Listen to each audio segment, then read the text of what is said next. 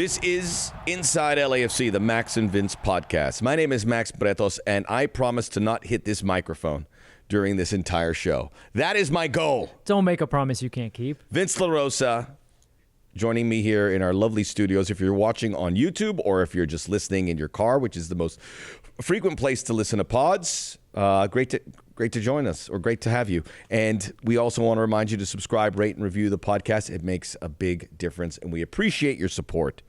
And we know the times it's trying times with results. We know that people are fired up. I can attest to that from firsthand knowledge. LAFC going up to Kansas City, taking the lead, and ending up losing late 2-1 to SKC. They have a similar situation that we have seen with the club. Before we really get results. into the game, can I just say I was there? Oh, I was going to get to that. Okay. I was going to get to that because the spectacle of the game should not be diminished by any means, because it's felt special. It felt like an event. To think that LAFC rolls into your town and your opponent doesn't get up for it, or the fans don't get up for it, that is folly. It is legit.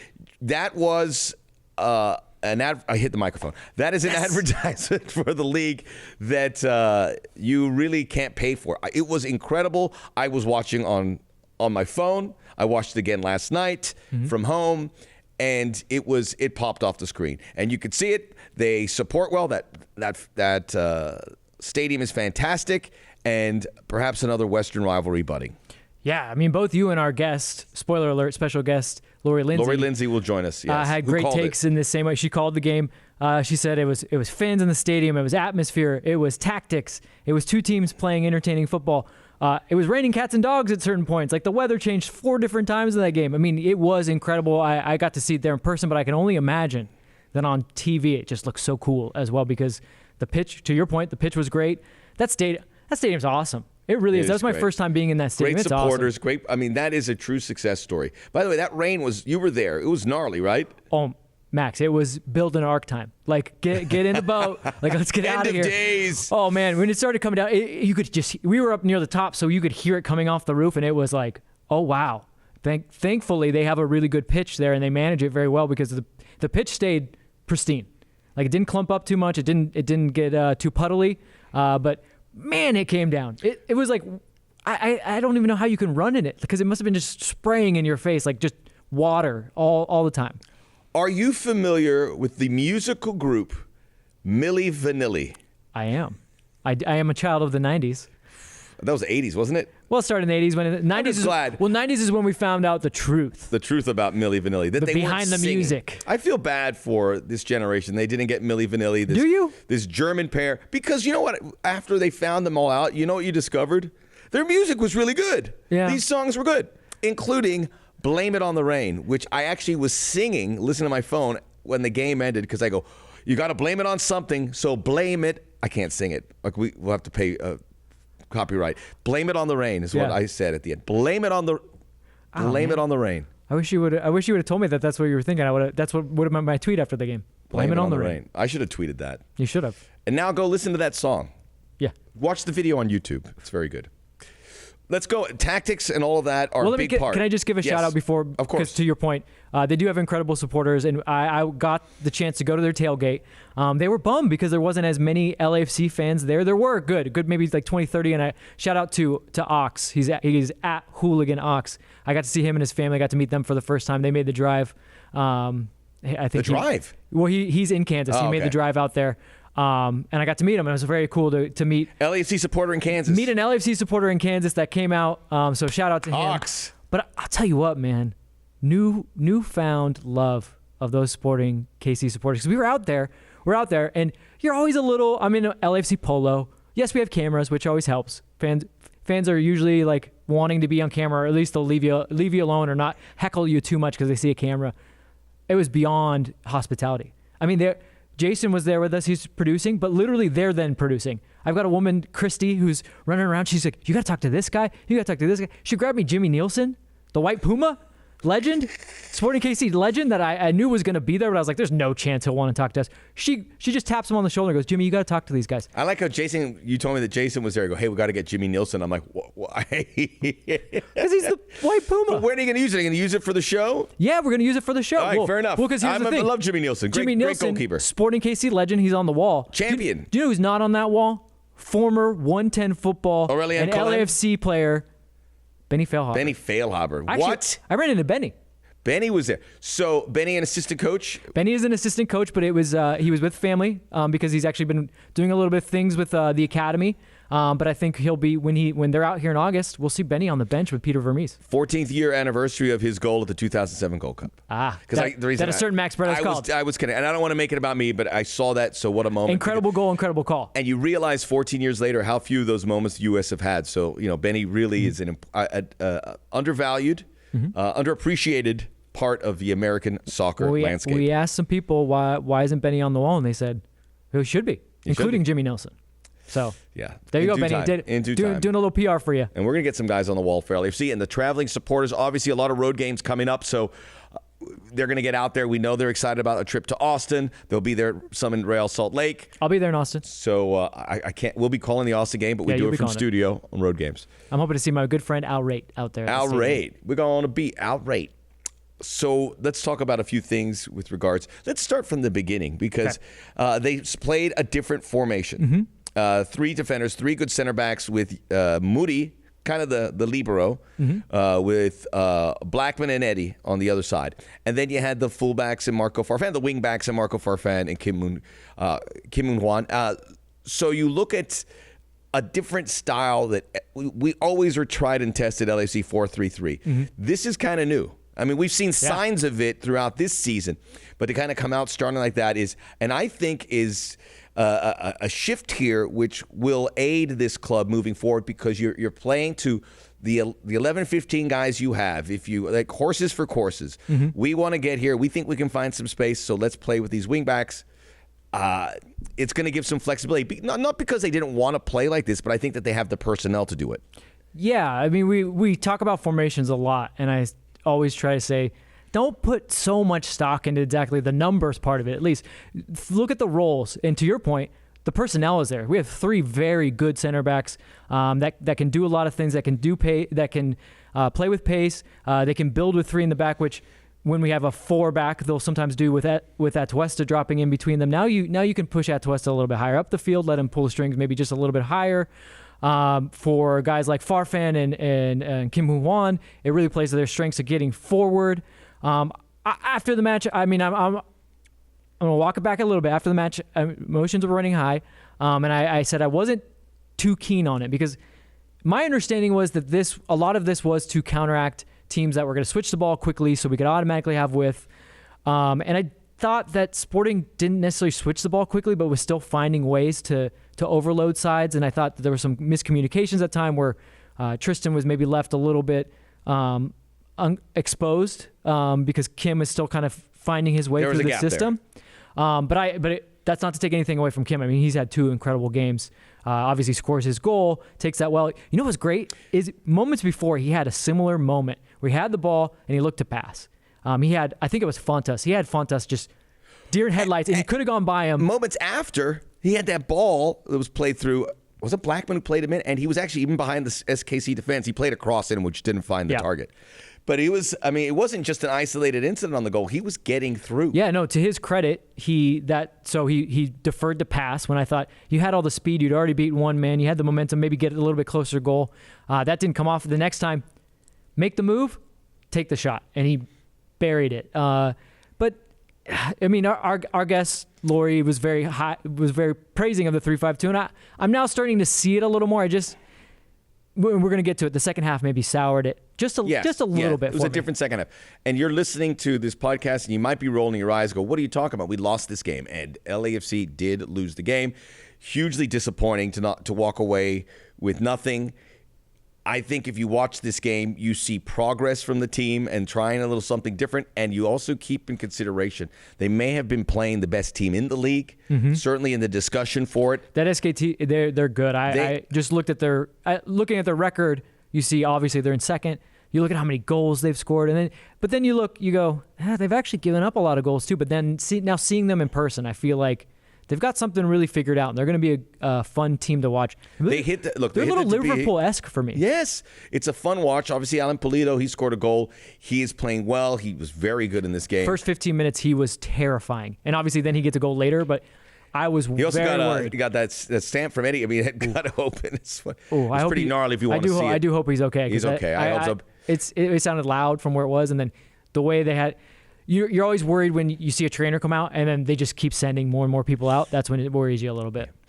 Gianluca Busio, who's coming into his own as a deep-lying midfielder who can play spray ball around. He was involved on the goals for Sporting Kansas City.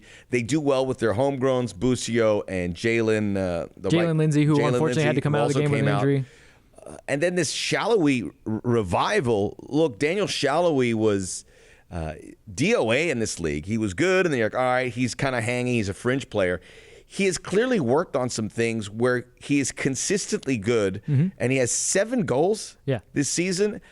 It was so good because we even talked about it before the game. He was our player on our fantasy player. You probably won that because I had Pablo Cisniega. I did not win that. You know who actually won that? The guy I gave the shout out to. Ox won. Ox won. Okay, so Shallowy. Both of us, very bad. A lot of people placed higher than us. Shallowy's been so impressive. He's 24 that I was going. I looked at his international situation. He's Hungarian, hasn't been fully capped. I was like, why don't we kick the tires on that, Greg Berhalter? Yeah.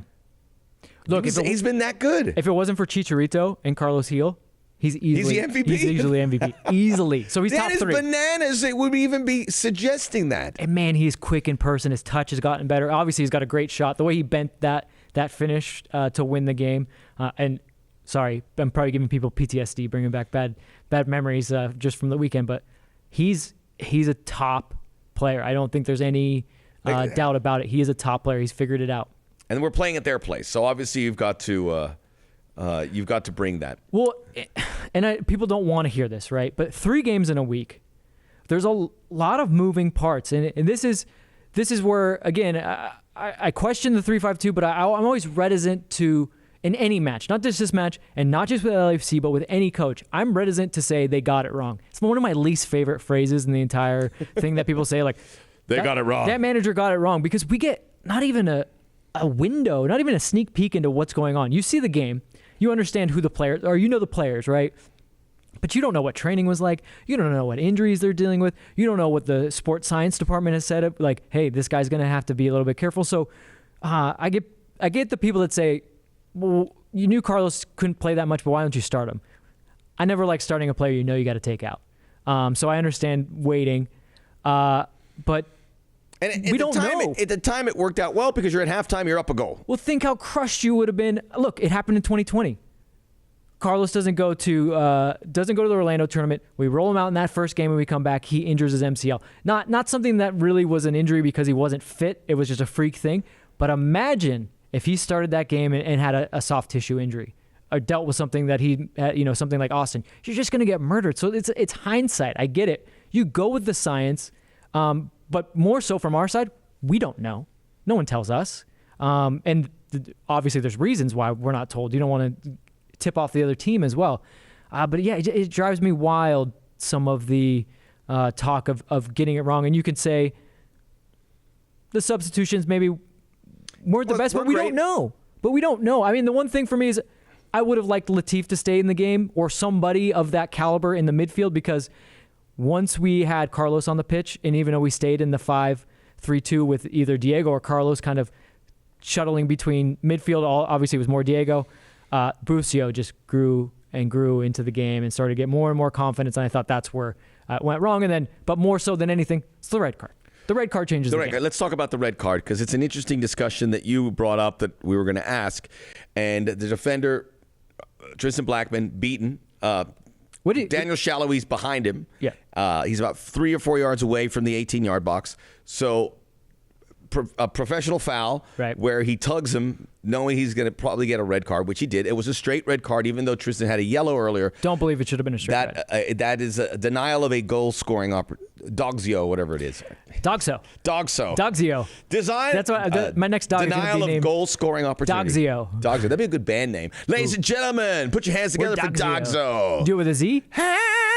Would you do it with a Z, or how would you spell it? Or Dogsio? Scoring opportunity? Very.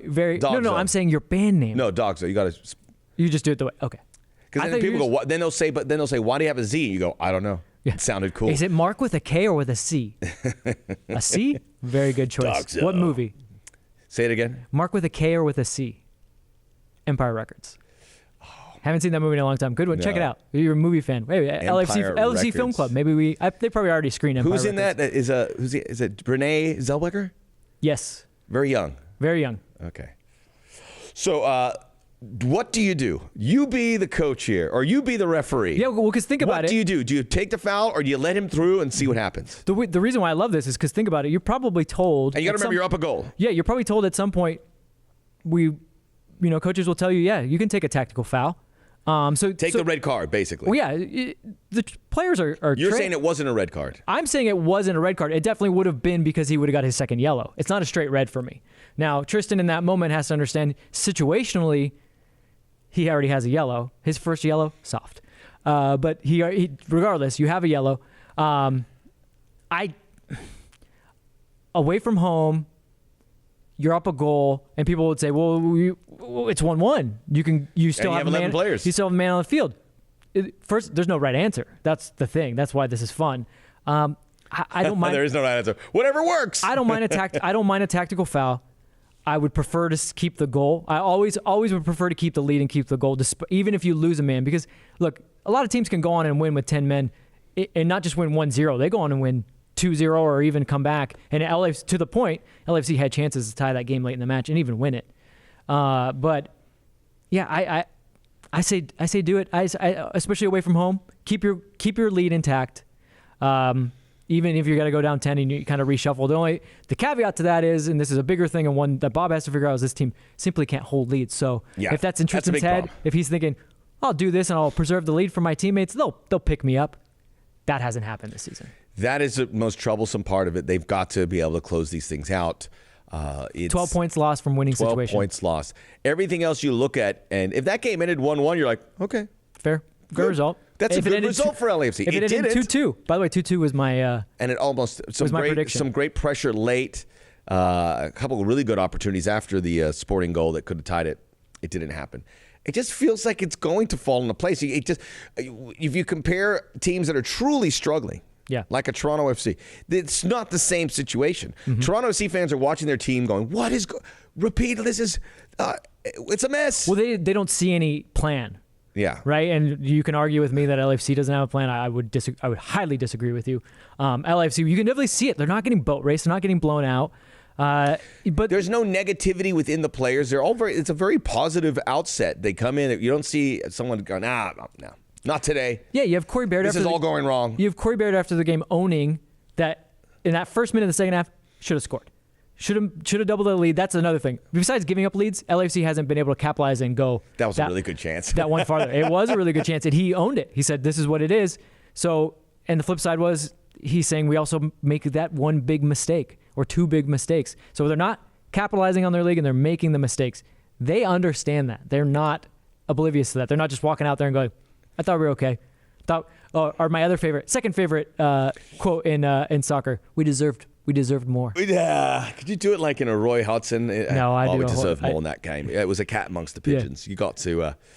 Manesh just got in my ear. We take it one game at a time. That's more an Americanism one. That's more Americanism. I love that. I love that one too. One game at a time, of course, because have you ever tried to play two games at once? It's very difficult. That's right. Thank you for that. We appreciate it.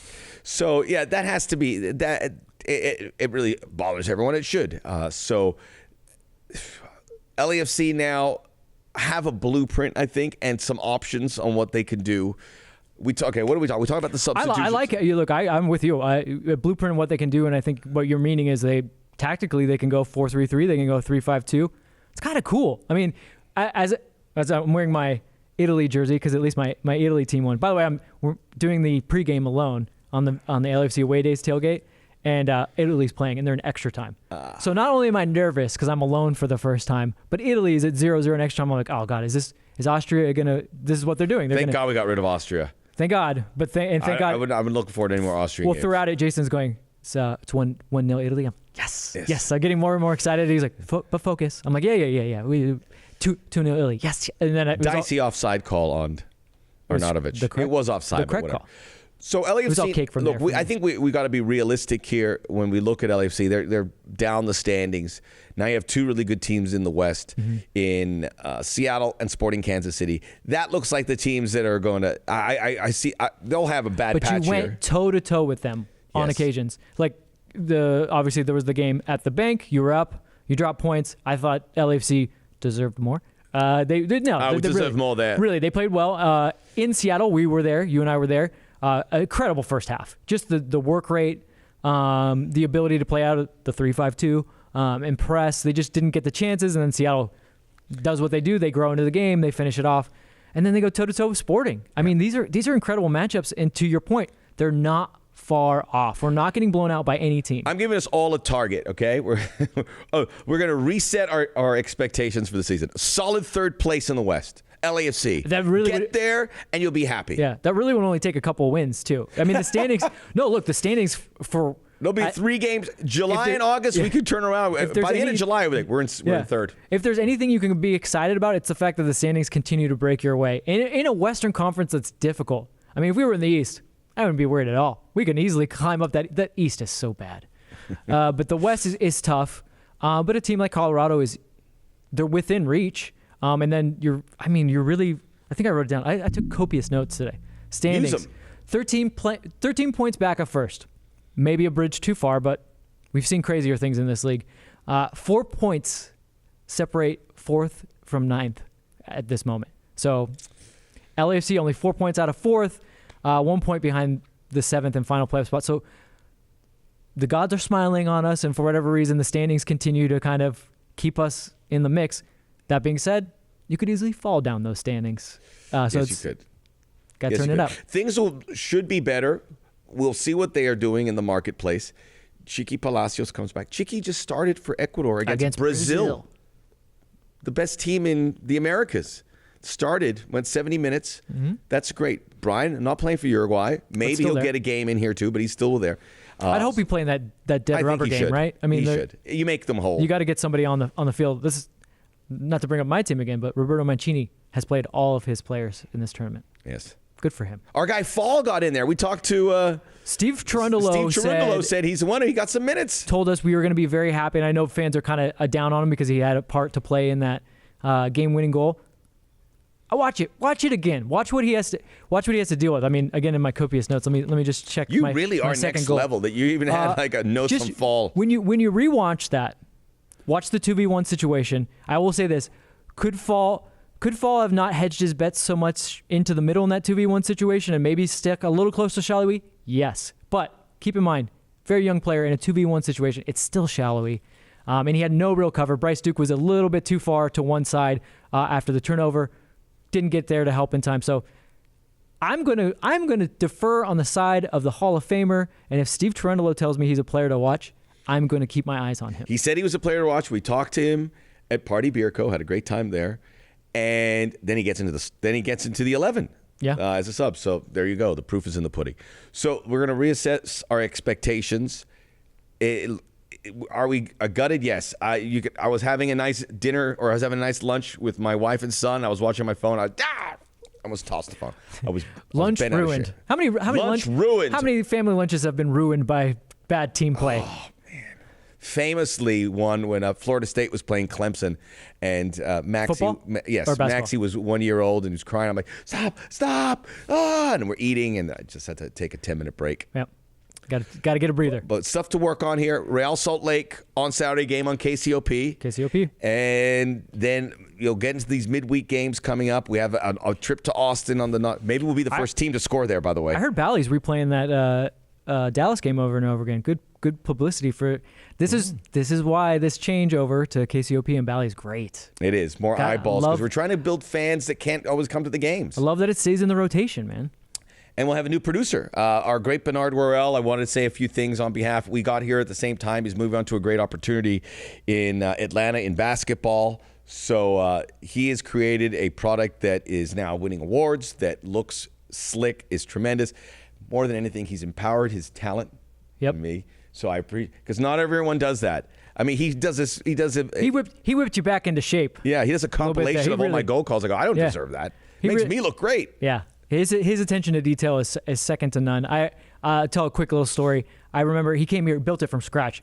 From scratch. But not just from scratch, but in the amount of time that it should have been impossible. I remember the night before, he was spray painting the AstroTurf. That's right. Out front of the little the Experience Center that many people have been to, the RIP, the Experience Center. I remember him doing that, and that was, I honestly, and this is not to put down him at all, I did not think we were going to be on the air in that first game. In 2020, when the pandemic year, we had a game, I think it was the Real Salt Lake game, actually. It was moving in and out. They had to try to reschedule it. And they go, we don't know where to put it. And I remember I was traveling. I was like, Tuesday, we don't know. And he goes, I just been informed. This is Tuesday at 5 o'clock. He goes, I just been informed. They want to do it tomorrow. I go, so we're just going to snap our fingers and have a production. And we did. Yeah. We did. He got everything in, all the ducks in a row, and we pulled it off. Yeah, people, if you're not in TV, you can't do that. You usually say the answers, well, we can't do it then. Even if you watch a broadcast that has been like 6 months in the making, you'd still be astonished that anything ever gets on TV. That the fact that you turn on your TV and it is not just a bunch of snow is incredible. Still incredible to me. And I've worked a little bit in TV and gotten to see it, and I don't know how he did it. He's incredible. I'm like that with airplanes and airports. I go, I can't believe these things go into the sky. How does a plane fly? How are we with time? Or do we get to Lori? I mean, I think we've done enough doom and gloom. I think Lori was a great. We didn't really do. We really didn't do much doom and gloom. We didn't. What should we? Should we? Do we want to bring the mood down so she can bring it up? The fans that want blood. What should we look at? Look, we talked about it. But again, I have to front load this with, we do not know the entire situation. We do not know the full fitness of Sifu, Latif Blessing, Carlos Vela. Were the substitutions a little weird? Yeah. I mean, yeah. I thought in a game where you know that Sporting is going to want to try to control through the midfield, and you got Busio lurking, to pull out Latif when you have kind of a good thing going. You have, at least in defensive coverage between Latif, Mark, and Atuesta, you have a really good thing going there. And then you move it because you want Carlos, you want to go in for the kill, and then you just kind of get overran and they start finding ways. I mean, I would still say that in the end of the day, we really still created their chances for them through a myriad of mistakes. But you know, I have no more. I'm still avoiding the doom. The response that was different when they fell down to the Sounders when we were up there, when they fell, obviously New York City FC came back. There wasn't that response. There was a response. Yeah, they kept churning. I'll say that. They kept pushing and had two gilt edge opportunities to tie it. That's an improvement, because I saw it where they were like, and they said that's not going to happen, and it didn't. And this time they kind of worked it out. There's not that negative. There's always a positive outlook on this. It's not. There's no quit. So I've got to. I can only imagine, because they kind of feel close, and it's not going to be good enough for fans until it's actually done. And I understand that the results have to come, and we can't live off of these hopes and dreams and yes, we understand in the past. To our good friend Jerry Reynoso, glory days. Throwback to you. I love to use glory days. I love that guy. He's 7, or maybe he just turned 18. But old soul. That Jerry Reynoso. Okay, yes. Back in my day. But I get it. Yeah, you can't live off of that. But to your point, that NYCFC was when I was really disappointed to see them kind of be quiet, no one say anything. They didn't really. I didn't see like a bunch of screaming and yelling, but I did see the turnaround. And to your point, they kept churning, man, and they had chances. Carlos was inches away, and that they just kept pushing. I mean, there was a couple of other opportunities where they had chances to either go up, or then to the point Carlos could have tied it. The only doom and gloom for me is we can't keep saying this week in and week out. Groundhog Day. That they're Groundhog Ned Day. Ryerson. Yeah, Ned Ryerson. Hey, Ned. Hey, Ned. But it's MLS, man. I mean, remember what Sam Sechko said? Hey, Sam, when should we panic? maybe at the halfway point or not. He goes, I don't even know. You could probably wait till, the final 2 months of the season, and we're not there yet. 2 road games coming up, Real Salt Lake, Austin. Let's go. That'll be a good. I think you've got to get a good response. You can't put your head down. I think they'll have a week here before Real Salt Lake. They've had success there. Hopefully that can continue on. I like their chances. We'll see, and maybe closer to Carlos Vela being 90 minutes. By the way, Diego Rossi becoming a true villain in Major League Soccer. Oh, yeah. Everybody hates him, actually, and I love that. You brought this up. Please, can you take people through this timeline? If you look at the reaction, he is working the referees nonstop. It's hilarious. Okay. He's like, oh, and it's these heated conversations, always asking for yellows, getting yellows, just being an irritant. The players, these opponents obviously hate him. The fans obviously hate him. Referees obviously hate him. I love it. I love it. We need that. You know who else is really working the referees? By the way, one last thing. Do you see how slowly he came off as he was a sub? It was like he was running backwards. Oh, that was great. It was amazing. And he initially tried to be like, I got to go. He was moonwalking. I love it. Carlos did this in the Dallas match when he came off. Diego didn't have the armband to do it, but Diego did the, I gotta say something to this guy real quick. Carlos. Hold on a second. It's really important. Carlos in the Dallas match takes off his armband, and it goes to the referee, goes, I gotta bring it over to Atuesta, who's all the way over there. And the referee goes, I will bring it to him.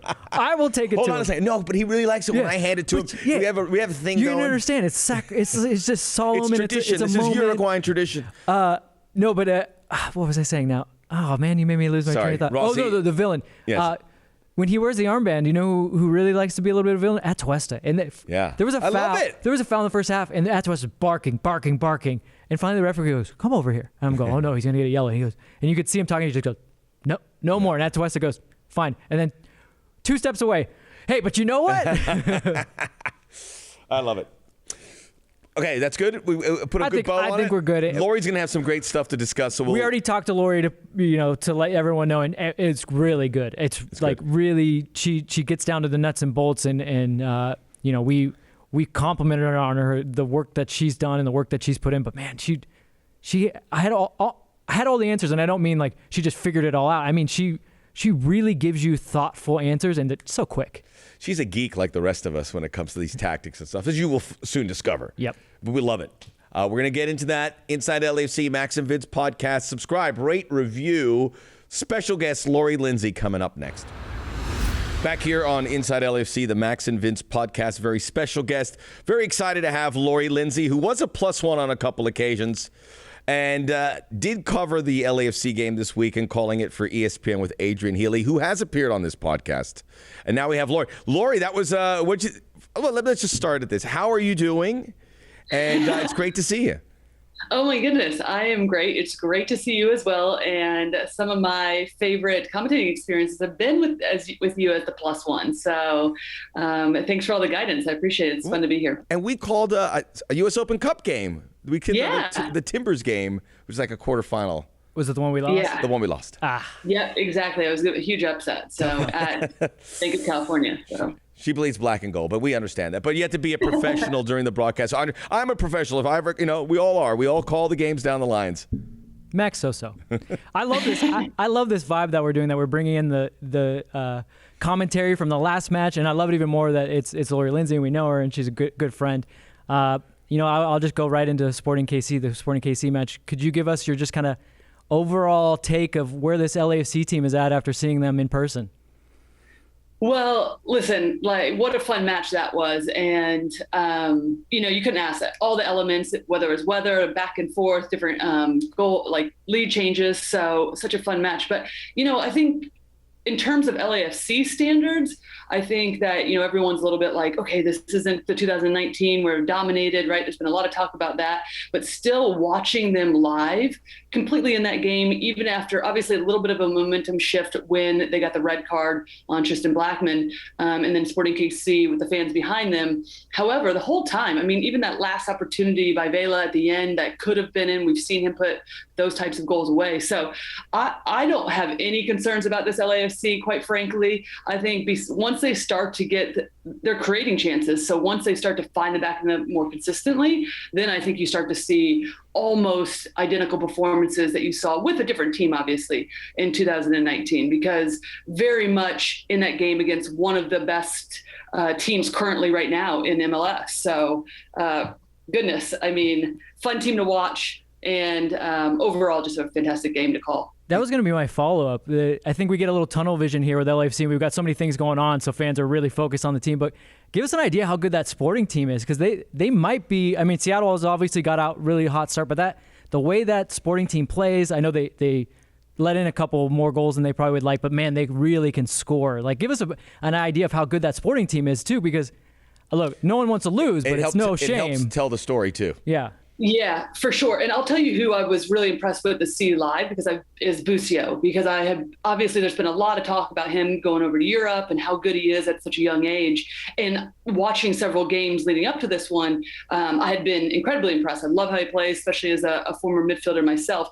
But watching him live and the amount of ground he covers, I thought defensively he was much more exceptional than I really expected him to be. Because for me, the real big question for Sporting KC was their two center backs, Fontas and Elias Sanchez, going into that game. Given that Elias Sanchez, not known for his pace, right, typically a number 6. So I thought the LAFC could have taken more advantage of targeting those two center backs, but credit to Busio, I thought he did such a good job of screening them going in. So he really leads the way. So one, Sporting KC, fun team to watch, incredibly well coached, and you can see the discipline on both sides of the ball. But in those first 20 minutes, I think LAFC neutralized them to a point where their front three, outside of once LAFC scored, you saw no sort of interaction with the front three for Sporting KC. So, and for a front three that's that potent, credit to LAFC in terms of just calming them down, not giving them any good looks. But overall, you can just see what Peter Vermes has done in terms of the discipline on both sides, especially with how they play as a unit. And he said that coming in, this is probably one of their best defensive teams that they've had, just in terms of the buy-in of the total 11 as a unit. Just as a follow-up with Busio, I love how they play him there. Deeper role where he can connect these passes. And he's on the Gold Cup preliminary roster. I think he'll be on the final roster. If he can, he'll make the team, but would they play him more? I think they would probably play him a little bit more accelerated. But if he could play that role, that's a game changer for the U.S. If there's a guy who can play that deep line midfielder who can do the Tyler Adams type role. But we don't know. But I've been really impressed with him as well. Just totally. Real quick, Lori, about the tactics, because I know I was listening to you and Adrian, and the news came in fast. Carlos Vela's not going to start. There's going to be 3 defenders with 5. What did you think about those tactics for this matchup playing here, and how do you think that played out? Yeah, I mean, listen, when Bob had told us that was the plan, and I know that they had gone to something similar or the exact same thing against Dallas in the second half to really kind of neutralize any sort of playmaking ability for teams that like to be expansive. So I was excited, just as like a person that likes to talk about tactics. And, for the most part, like, that's what I'm talking about. I think that game plan was awesome in terms of you didn't see Russell, Shallowy, even Polito that involved much in that first half, really. I mean, I think that they did a good job, and I thought the space outside the 3 center backs was going to cause LAFC some problems, but did a good job of putting pressure on them. The only thing that I questioned was, I would have liked to see Vela start, because I think that could have been, knowing that maybe he would have only been able to go, 45 to 60 minutes, given that he's still coming back to full strength. I think that they could have caused and potentially made it difficult for Sporting KC to even get in the game in that first half. And you, just really quickly, you would have probably liked to see like Vela and Rossi, maybe Musovski off the bench, or potentially redo the tactics and play with 3 at the top? No, I would have stuck with the same game plan and just inserted instead of Musovski, put in Vela, and then have like Baird and him come off the bench late in that game. Okay. Yeah. So obviously in that match we played with the 5, and one of the players that is now starting to show his quality and coming through is Kim Moon-Hwan. 2 great games in a row, and he gets his goal. What is your kind of analysis of his profile and the type of player he is. And I also, if you could throw in kind of your take on how he is he a wing back? Could he work in a 4? Because a lot of fans are wondering, what his defensive capabilities. I thought sometimes he was getting caught too far forward or maybe too far inside, and I think that's for him, it maybe is difficult parsing the 4-3-3 that he's learning plus the 3-5-2. I think he's having to learn a lot of systems on the fly. Yeah, it does seem that way. And, I think he actually suits that 3-5-2 or when they go into a 5-back defensively, obviously, because it does allow him. We obviously saw him score the goal on Saturday. So it allows him to get higher up the field. You still have those covers with those 3 center back. And again, what I've mentioned is I thought it was a great game plan. I thought LAFC and outside of first 10, 20 minutes or so really had complete control, and then things shifted obviously with the red card. I don't know if I've seen Moon-Hwan enough to say so much in terms of a 4-back. I think absolutely with his experience he could. It's just going to take some time. But, I would be curious to see if Bob, how much he continues to shift back and forth between the 4-3-3 that we're used to seeing LAFC in and this 5-3-2, 3-5-2 hybrid. Because right now, it does seem to suit LAFC more in that 3-5-2, I think, with the players that want to go forward. We saw Farfan get higher up the field. He likes to go forward because I thought Zuzi some trouble when he first came on to get comfortable into the games. So, and then again, it still allows for some cover. So, time will tell, and I can't speak to Moon-Hwan in that 4-back, but I think if Bob sets the parameters and the boundaries, I think he could fit in seamlessly. Yeah, I think it's an interesting development because it was always a step. It's a 4-3-3, 4-3-3, generally throughout the history of this club. And now you would make these adjustments. I think you play to your strengths, and if you have the fullbacks that can do it, and these guys will grow into it, it'll keep teams and opponents on their toes. I think it's an exciting development on that front. Well, look, Tristan had a rough match, right? But a player of his quality, you got to find a way to get him in there. They have 3 top quality center backs. What's your take on that? Is the 3 center backs? Do we have the requisite profile of center backs to play a 3-back? Do you believe in that? Yeah, I do. I mean, I think it was a silly, Tristan gives the ball away, right? Lance Abusio, unfortunately, and then they're right down. And it's a great touch by Shallowy to get past Tristan, almost bait him in for that red card, obviously already sitting on a yellow as well. So, but yeah, I think, anytime for me personally, and one of the reasons why I think LAFC has always been such an exciting team to watch and people get behind your team is because, and Bob has made this very clear, you want to go forward. This is how you're going to play, right? You want to attack, you want to send numbers forward, and obviously have the players with top strikers in the world on the team. And I think this allows for LAFC, right? With a different look and a different formation, and to be able to have some wiggle room depending on who you're playing. But it puts people and players in better situations, and then you don't have to always rely on certain strikers.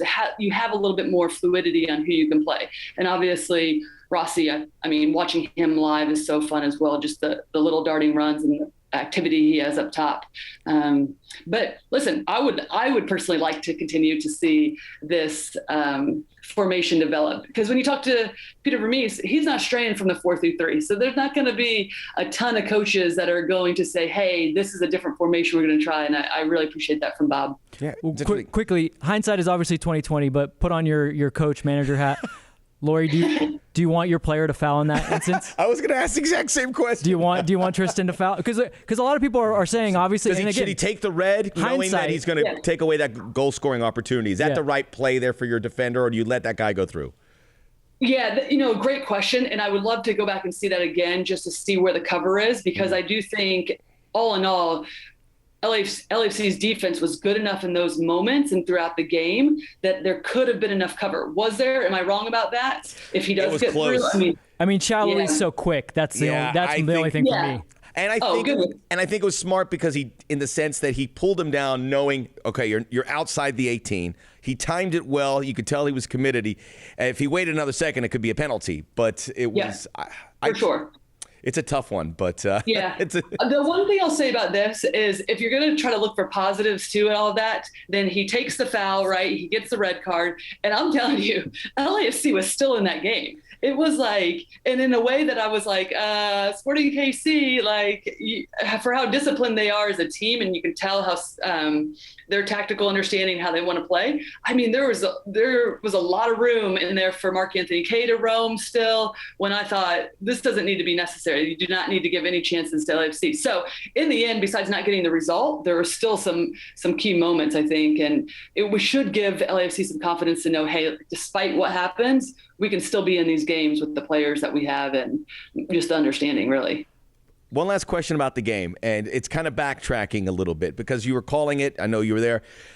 Everything about that game. I mean, we're watching the Euros, and then you switch over to this MLS game, and the stadium's packed. The track, the field looks immaculate, and it's bouncing around there. These two teams are going at it. I'm like, this just for casuals is tremendous advertisement for the league. And I know it was the first time they played in 2 years, but I'm kind of marking the calendar when they play again. And again, maybe a rivalry developing, but just I guess looking at the spectacle, how do you reflect on what you saw on Saturday? Well, listen, I've been to a home match at Children's Mercy Park before, and that place is just rowdy as all get out. It was awesome. I mean, and as we all know too, right? We've been like, over a year with not a ton. We're starting to get back. You're not at full capacity, or are you at Bank of California? We are. Finally. Yeah. Was Wednesday night against Dallas full capacity? Yes. Or is that? Yes. Okay, yeah. We had that, and then the prior game, the weekend. Yeah, the weekend we've prior had two against the so Dynamo. far. Okay, So perfect. we're cooking with gas, And- Lori. We're going.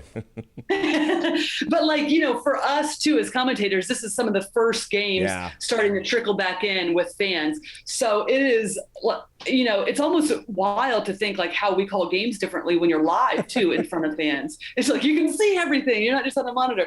But I honestly think that I couldn't believe they hadn't played in 2 years. And I think this could be a wonderful rivalry because when I was talking with both of the coaches too, their seriousness, but they also understand their role in terms of entertainment value. Both teams, I think we're typically used to seeing like this, a counterattacking defensive type team for Kansas City. Now they want to go, right? They want to play, they want to open things up. So, I'm going to mark my calendar when that is too, because it was fun. It was exciting. And I have a feeling both of these coaches were like, hell yeah, that was awesome. Sign up for so that. were the fans. Yeah. Well, Speaking of great advertisements for the league, Lori just cut a promo. I know. That was great. Well, we're obviously lucky to have Lori Lindsey on with us as our guest. And we're lucky that in 2022, we're going to get an NWSL team. You obviously cover the league, Angel City. So I'm going to spring this on you. The fans really want Kristen Press, the hometown girl, to be the first signing. Got to make a big impact. To bring her home, to make that big impact. It's LA. Obviously, LAFC did it with Carlos Vela. Is Kristen Press the signing for Angel City, or is there someone else that maybe should be on the radar that they should be considering? Well, short answer, yes. I think that makes the most sense. Unattached to any club right now after, not being with Manchester United anymore. That was just announced. And being from LA herself, always going back there in the off season. And then, on-field stuff right now, probably the most exciting striker that the U.S. has in terms of goal scoring ability is every time she steps on the field, whether it's she's starting, whether she's coming off the bench, making things happen, finding the back of the net. And that, typically for the national team, she's come off the bench and been a major role player in that way. But I guarantee, barring any sort of major injury or catastrophe heading in these next couple of weeks, she will be one of those starting three up top, and just a big name, really big name, and somebody that, without actually talking to her about it, I would imagine absolutely wants to be there, wants to play for Angel City. You've got to make, whether it's Kristen Press or someone else, they're going to make a big impact because it's important, and you need that face, that athlete to help push this thing along. Just from afar, and you cover NWSL. By the way, Lori will be covering the Olympic Games here as well, so we're looking forward to hearing your voice. She'll be covering Kristen on the Olympics. You'll be covering Big Kristen shop window. Press. By the way, hey, Lori, just a quick sidebar. Is the rest of the world catching up on the U.S.? I know there are a couple of close calls there recently, not really on the field, but the score lines against Nigeria and the other opponent escapes me. But they hung in there a little bit more. Is the world closing in on the U.S., or is that a mirage? I don't think they are, these scores may suggest that maybe there's a little, not a changing of the guard, but the gap's closing. The gap is certainly closing for sure. And I think, we would know this on the men's side too, just these countries who grow up with that sport, right? They watch every day, they play it. That's what they're grown up with, and that's what's in their blood. And so you can see that, just the tactical understanding. We definitely have still a huge gap, I think, or huge is an extreme word, but in terms of the athleticism, right? The money, the investment over all of these years is what has allowed us to make such headway in the global game. But yeah, I mean, now that we're seeing more investment across, and credit to the U.S. and I was part of that, because this is what this whole organization and the program is about, is giving back, and that's why you see the equal pay and stuff, because we feel responsible not only for what's going on here in the U.S. but globally. So yeah, I mean, with investment, with more pro leagues around the world, for sure. And all these teams, the last thing I'll say about that is they're making it more difficult, because maybe not every single player on the national teams that we're facing are playing professionally, but a good portion of them are. So they have an understanding of what it takes at the highest level to compete. They understand tactically, technically, athletically, right? So, and then the more that closes in terms of every single one of those players playing professionally for their outside of their national team, and then those teams come together even more, then yikes, watch out. Yeah, I would say it's on a great trajectory. There's no doubt about it. Sure. But now's the time to really strike. But I could see it. I was going to ask you about Angel City. Just overall, what do you think about their build, and what do you expect? What's impressed you on what their rollout so far? And obviously, everything is still very early on. But having a team here playing at Bank of California Stadium, what kind of excitement that will cause? I want to come out of retirement and play for Angel City, I think. So. Come on, spraying some balls there in the midfield. Get on my.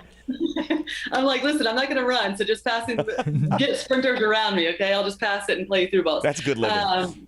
But I think, when we talk about the global game, when you talk about the game evolving and elevating, you're going to have to look to Angel City, because they're doing everything right in terms of, this has been a longer trajectory for them to be able to take the field, which is awesome, because they're doing it right. They're building up the excitement. And then, I think this model that we're seeing in terms of multiple owners, obviously you have that in LAFC as well, I think is unique. And I think that'll be the way going forward. And it's exciting to have those voices, former players, people that understand what it takes to play at this level, to be able to have a say, I think is massive. And then to be seeing Ann Chuklis, who's on the broadcast the other night with you, Max, right? With Dallas. And then Inia Luco, who's an English international player, coming over. To have those voices and to be able to give back the game is just unbelievable. And that is the difference, I think, across the board that you're going to start to see in women's football, is players returning at different levels than we have ever seen before, because there's more positions too. So outstanding. It is raising the bar in our league. And I'm excited to see the standards that they set for everyone. I feel so much better now that we talked to Lori with the analysis. You throw anything and just at Lori and she just throws it, bang, yeah, there you go. She's got it all covered. We give her some lemons. Here's some lemonade. Yeah. After the first part of our podcast, to have her come on and set us straight. Yes. Can't beat and that. Walk everyone off the ledge. Things are going to click in with LAFC, and we obviously have a lot to look forward to Angel City. We'll look forward to seeing you or hearing you as well on the broadcast in the Olympics. Everyone's getting excited about the Olympics. I even was tuning into the gymnastics qualifying, and with all the stuff about the Olympics and Tokyo, are they going to have them? You're like, you have your guard up, but then you see the qualifying, you're like, here we go. It's going to be good. Let the good times roll, Lori. Yeah, exactly. And we'll see you very soon. All right, keep up the great work, and thanks for joining us. It means a lot for us. Yeah, thank you. I appreciate you guys. Have a great day. Lori Lindsey. Well, that's it. That brings a close to Inside LAFC. That was a good one. We're not going to top that. We're not going to top it. I feel a lot smarter. I'm content and very positive moving forward for next week when LAFC takes on Real Salt Lake, who's going to be on KCOP, by the way. So, and you'll be on the call. And we're 2 for 2 on local broadcasts, so just keep that in mind. Have a great day.